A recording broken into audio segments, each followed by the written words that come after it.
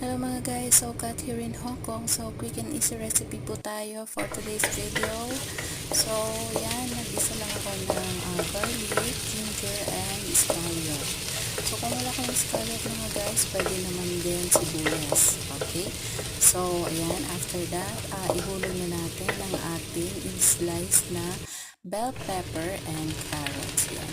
So sa inyo guys, kung anong mas prepare nyo ng slice ng mga gulay. So, ang aking mas prepare is ganito.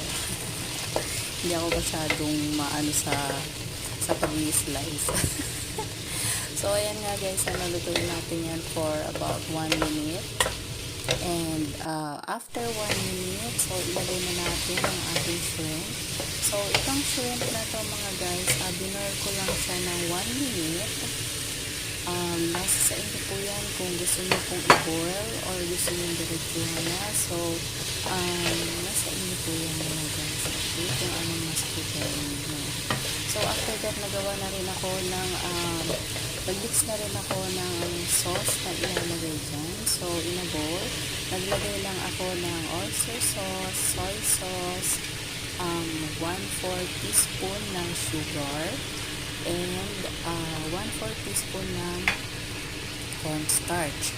So, nilagyan ko lang yan ng warm water and then nilagay ko na sa ating shrimp. So, tansya-tansya lang yan mga guys. Tansyahin nyo lang kasi titignan nyo naman yan. So, ayan, lutuin lang natin na 1 minute. So, kung gusto nyo naman na hindi lagyan ng cornstarch, okay lang naman din mga guys. Okay, ang akin lang naman ay parang medyo slurry yung ating sauce. So, after that, in-sprinkle ko lang siya ng spring onion para mas lalo siyang sumarap at gumanda ang kanyang kulay. So, ayun, lutuin ulit natin yung guys ng 1 minute. Ayan. So, yan. Okay lang ating shrimp with bell pepper and carrots. Tapos, in a plate, ayun, ayus-ayusin nyo na lang yung inyong pagpiplating para mas kaaya-ayang tingnan, 'di ba? At para magustuhan din nila. So, yun lang mga guys. Sana nag-enjoy kayo sa ating video. Thank you. Bye-bye!